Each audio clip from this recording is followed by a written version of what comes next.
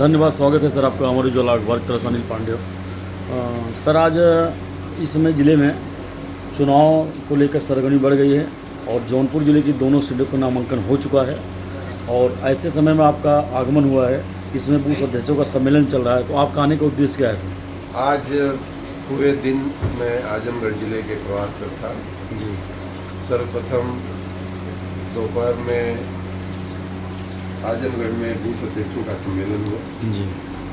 गोपालपुर विधानसभा क्षेत्र के अंतर्गत। उसके बाद मैं लालगंज लोकसभा सीट के लिए लालगंज विधानसभा के बूथ अध्यक्षों के सम्मेलन में आया और वहाँ से निकलकर जौनपुर मछली शहर होते हुए मैं प्रयाग जा रहा हूँ। कल हमारा प्रयाग जिले में भी इसी प्रकार बूथ अध्यक्षों का सम्मेलन है। जी। मछली शहर से गुजर रहा था जी। तो मेरी पुरानी यादें मुझे यहाँ रुकने को मजबूर कर दी। मछली सर से क्या जुड़ी है सर आपकी? मैं जब प्रयाग में पढ़ता था जी।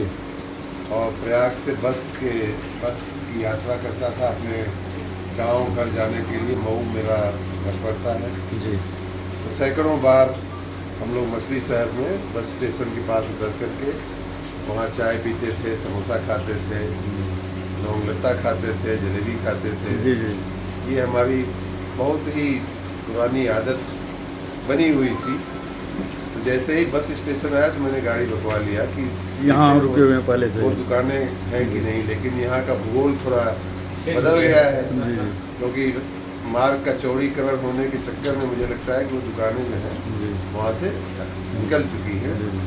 तो मैं वही देख रहा था, तब तक हमारे पार्टी के कुछ कार्यकर्तागण को मालूम पड़ा और वो लोग पहुँच आए, उन्होंने मुझे पकड़ लिया। अब उनके कब्जे में मैं हूँ इस समय। तो सर कार्यकर्ताओं को आप कुछ मैसेज देंगे सर? कार्यकर्ताओं को एक ही मैसेज है कि भारतीय जनता पार्टी की सरकार, माननीय मोदी जी की सरकार हमें तीसरी बार देश में बनानी है।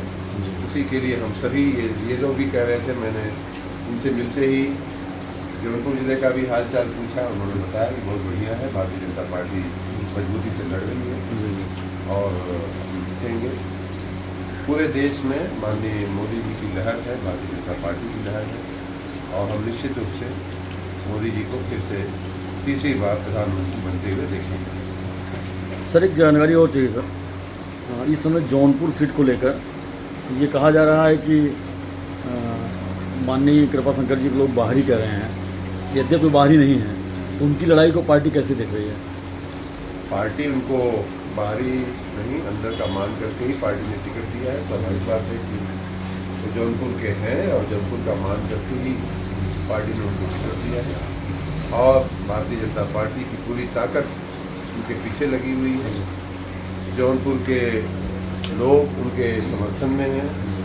वो हमारे भी उनका हमारा भी परिचय है, उनसे मेरी बात भी हुई है। उनको टिकट मिलने के बाद मैं उनको पूरी अपनी शुभकामना देता हूँ और आशा रखता हूँ कि वो जीतेंगे और मोदी जी और हम सभी का जो नारा है अब की बार 400 पार, तो उसमें वो अपनी सीट का भी होता है। बस सर एक आखिरी क्वेश्चन है, चूँकि आप ऊर्जा मंत्री हैं तो हम जानना चाहेंगे सर, इन दिसंबर के बाद से चूँकि आपने ही कहा था कि हम गर्मी की तैयारी अभी शुरू कर दिए हैं, तो प्रदेशवासियों के लिए बिजली के लिए अतिरिक्त क्या किया गया है?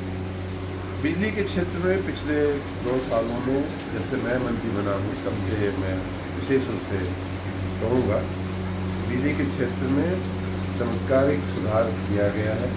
वो हर क्षेत्र में किया गया है। बिलिंग से लेकर के लोगों को सावधानी बरतने के जो हमारे ऑनलाइन सिस्टम होते हैं, लोगों की फरियादों का निवारण करने में जो हमारी व्यवस्थाएँ होती हैं, उन सारी व्यवस्थाओं का व्यवस्थीकरण किया गया है।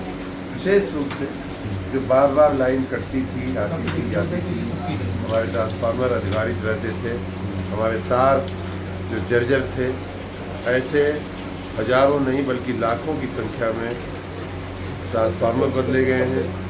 लाखों किलोमीटर जर्जर तार की लाइनें बदली गई हैं।